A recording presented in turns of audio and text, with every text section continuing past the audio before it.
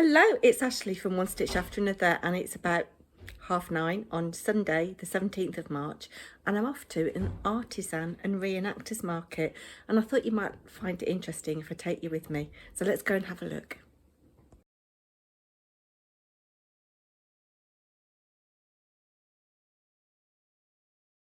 You can stop there. I've always wanted to do that.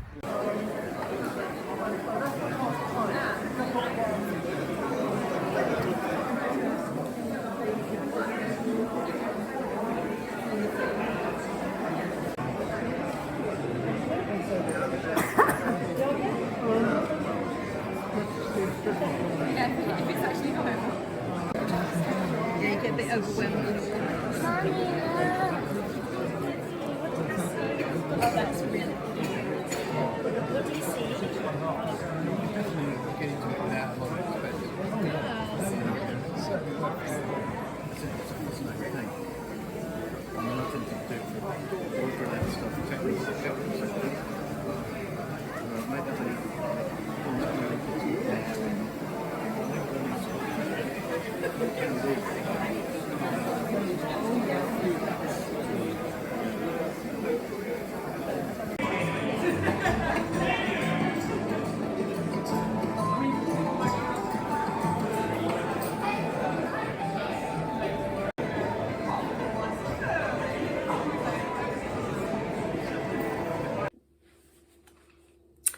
Hello again, it's Ashley from One Stitch After Another. It's the next day now, and I thought I'd have a little chat to you about my experience at the Artisan and Reenactors market.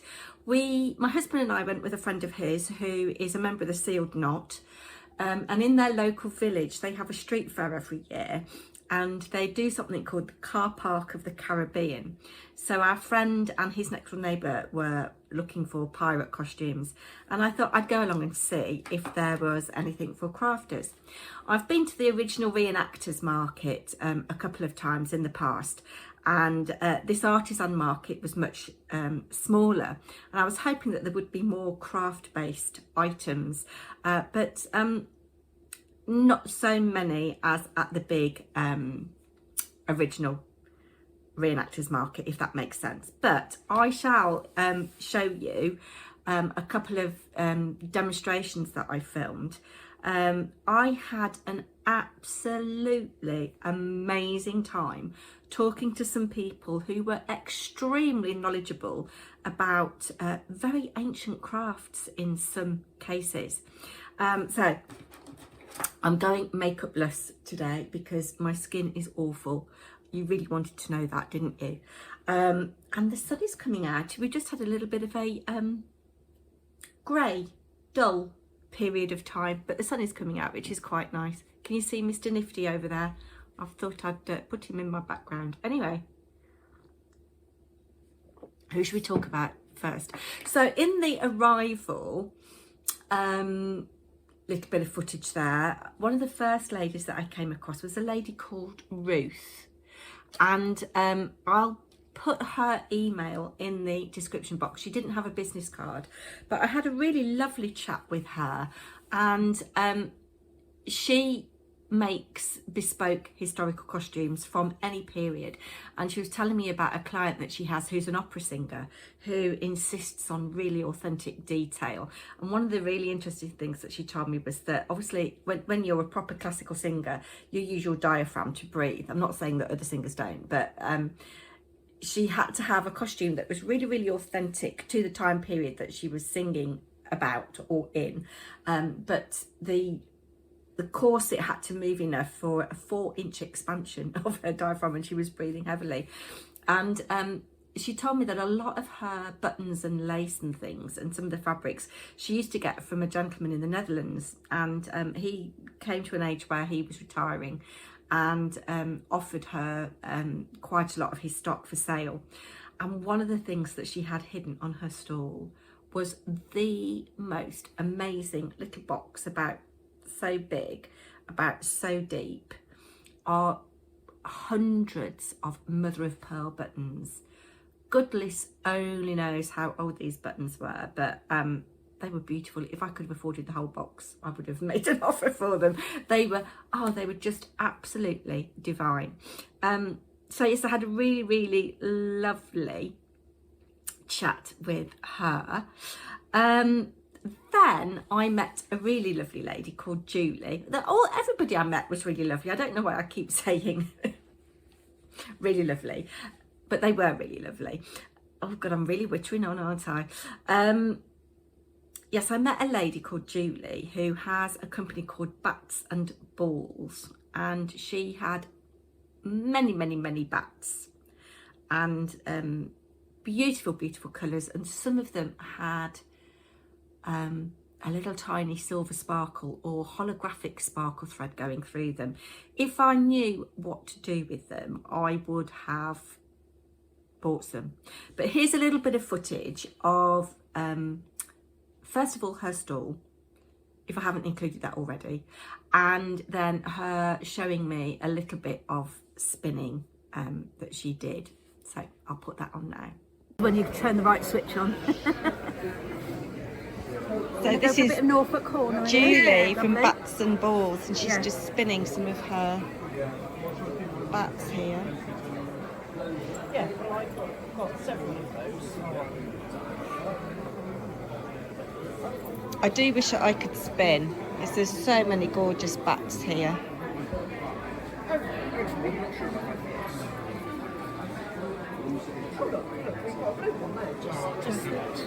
Just the right size. Perfect, thank you. We'd like that in a bag. That's right. And we've got Absolutely lovely, vibrant colours.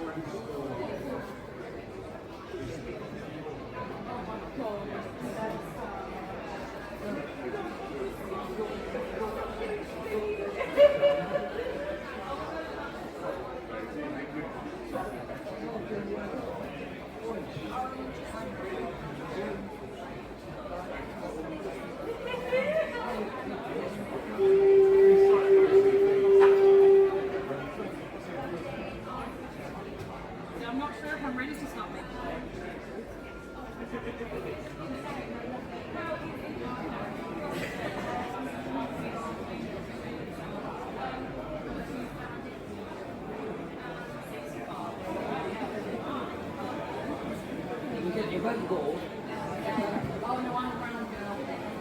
How long has it taken you to learn to do this? well, when I learned, about 2 months. So that was 40 years ago. And now I then met a fascinating lady called Laurie, who was helping a friend out at a store. She's gone into business with her. The stall was a real feast for the eyes. I didn't really get much footage of the stall, but she was busy working away at something. Again, a really, really ancient craft, and she was using a lucet to make a cord. Now, I bought a lucet at the original Reenactors market I went to in November. I'll see if I can link that video down below. I'm not sure whether I put it on this channel or my other channel, Paper and Twine. But I bought a lucet and a small amount of yarn to have a go at making a cord. And it is still in its packaging. But the lovely Laurie gave me a demonstration, and she was using a really fine cotton. She said it was a double knit cotton, but it looked finer than that to me. But oh my word, her tension was absolutely amazing. Absolutely amazing. And yeah, she was telling me about her costume and how she made her costume, and I put that footage on now. You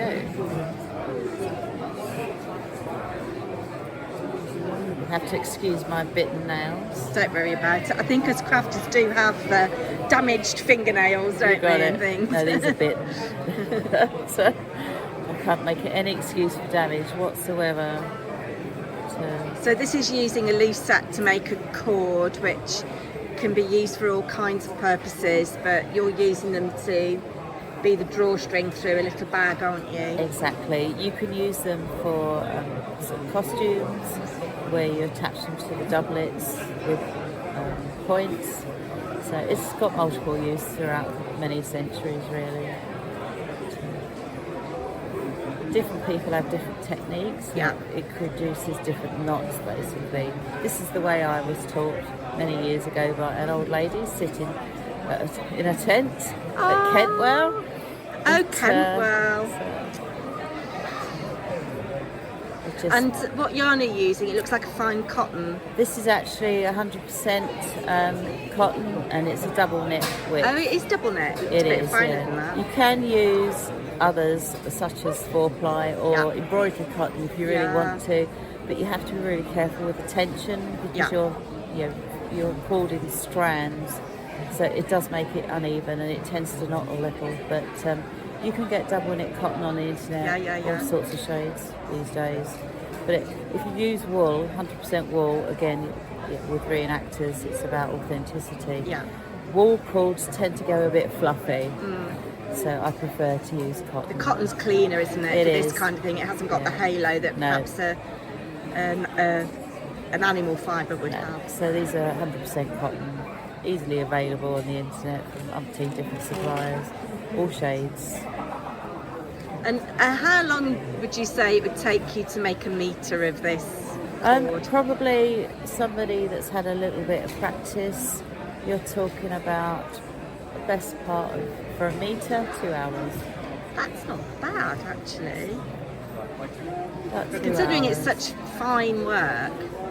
So, I mean, normally in an evening, if I'm making cords, and for the reticules there are 2 strings, I can make a pair of cords which are 2 foot each in a couple of hours. So yeah, a couple of hours.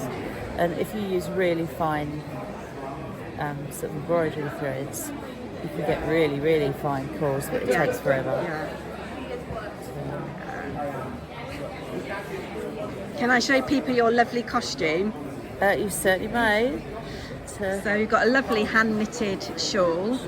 And then the lovely Laurie here was telling me that her jacket was made out of a tablecloth. It was, there we are.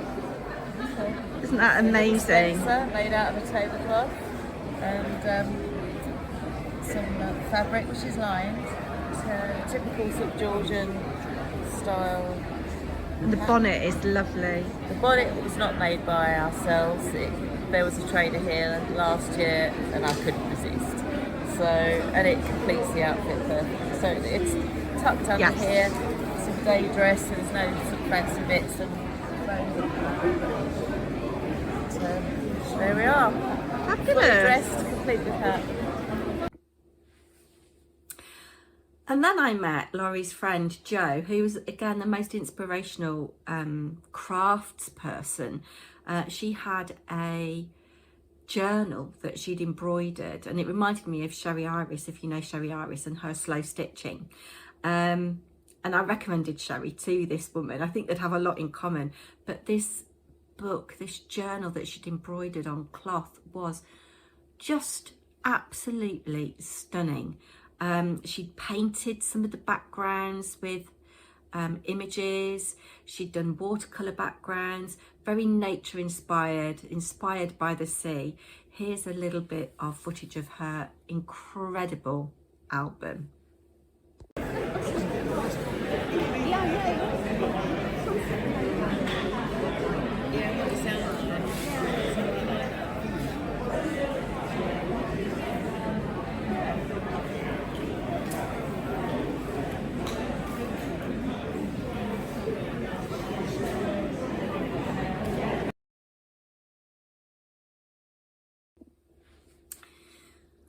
I did speak to another awesome vendor. I didn't find out her name and I didn't film her. I wish I had. She was dressed in a 1940s costume and she was wearing a 1940s cardigan that she'd knitted from a vintage pattern, and she got a little hat and she was knitting away on something, and I really wish I'd filmed her. I did think about going back, but the boys had all finished and wanting to go to the pub for a beer. So yeah, I had a really nice chat with her about how she likes to use authentic vintage patterns for her costumes, but how difficult it is to get the right weight yarn, because 1940s yarns were slightly different to our kind of modern DK and fingering weight. But she was also knitting on 1940s knitting needles, which I thought was really sweet. And then there was a lad sat down next to her and I said, oh, it's interesting to see a young man crocheting. And she said, oh, it's not crocheting, it's Nalbinding, which is something that I'd never heard of before. So I said, can I have a look? And he showed me and gave a little demonstration. But again, I didn't film it. I wish I had. But I walked around a little bit and then I found another lady called Michele who was also doing Nalbinding. I've got a little bit of footage of her here. So how did you learn about this ancient craft? I'm part of the vikings.org.uk reenactment society. I started doing these 20 years ago and built my little business around it. Now Nalbinding is quite old. Historically, there's a find from 10,000 years ago from I think around Syria. The Egyptians did it as well. Their socks were now bound. The Chinese as well, and obviously then the Scandinavians and the Vikings. There is around 250 different stitches. Wow. Each stitch has between 2 to 5 different variations. And some of it is so mind-boggling, I'm not even going there. I know 6 stitches and their variations, but I tend to stick to these one. It's very stretchy both ways, but it's nice and thick. Yes, it's dense, isn't it? It's so dense. Not going to let any it's air lovely. in. Yeah. Yeah, you can make socks, mittens, hats, cows. Is it cows you call them for your neck? Yeah. Jumpers. People make jumpers out of it. It's very difficult to do it on a square like crochet, but it is possible. Yes, and you need to work with 100% wool because the ball is not attached to your wool, to your work. So you need to attach pieces to it to continue working. Fabulous. Thank you. So as I said, I think in that little bit of footage, I hope I did anyway, or you would have heard Michele say, it is a craft that goes back. They found examples of this craft 10,000 years ago in Syria. Can you believe it? A craft that goes back 10,000 years. The Vikings adopted it. And yeah, it's great that people are keeping these ancient crafts alive. Knitting is quite a modern craft in invention, and the fabric that is produced with this Nalbinding is quite dense. You can use it for hats, for gloves, all manner of things. And if anybody's interested and lives in this area of the country, Brown Hills in the West Midlands, there are some workshops where you can learn how to do Nalbinding. It does look an awful lot like crochet, doesn't it? Look, there's a QR code there. You might be able to scan on it if you're interested. Yes, I don't think I said, but the event was at the Warwickshire Event Centre, which is on the Fosse Way, and the other the original Reenactors Market, which I think we might go to again in November, or maybe have a year off, is held at another exhibition centre near Brighton, near Coventry. If you're into that kind of thing, it's well worth a visit. There's loads of people dressed up. I had a really lovely conversation with a couple of other visitors like myself who were dressed up in steampunk costumes, and they looked absolutely amazing, and they were really inspirational to talk to. And the woman said, oh, you know, come and join us, or, you know, join your local steampunk group. I don't know why I'm taking my glasses off because I can't see a thing. My cat sat here next to me, purring away. You might be able to hear her. Oh, she says, oh, stroke my tummy, stroke my tummy. Yes, so I did have a little ups moment, a teeny tiny haul. There was quite a lot of rough, rustic wool and quite chunky wool, which I'm not in the market for. But I really, really wanted to buy something from Julie of Bats and Balls, because she spent quite a long time talking to me, and I do like to support independent business people. So she hadn't got a lot of yarn that was already spun into skeins. But I bought 2 skeins, which I will show you in a minute. And she gave me, free and gratis, this lovely project bag. And I shall find a use for this. And actually, do you know, it's really soft.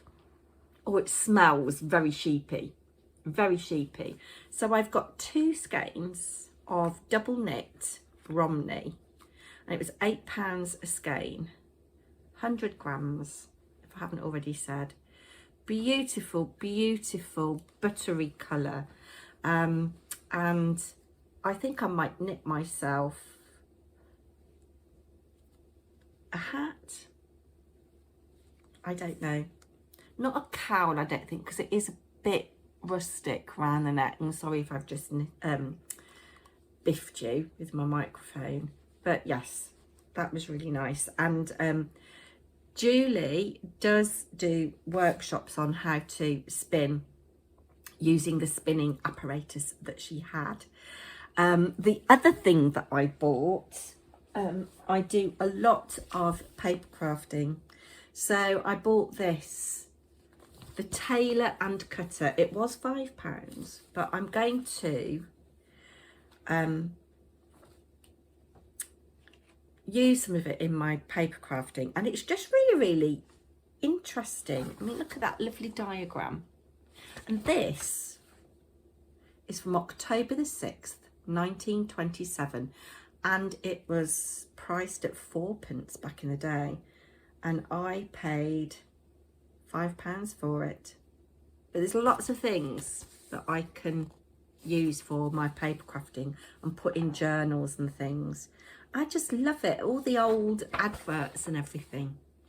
So I hope you found today's film interesting. I had a really, really enjoyable time, and even if you're not a reenactor, I think it's worth going to these markets from time to time, because you see craftspeople that are keeping history alive, blacksmiths, ironmongers, carpenters, people who make musical instruments, people who are making honey and other things to, ancient recipes, spicing honey, etc.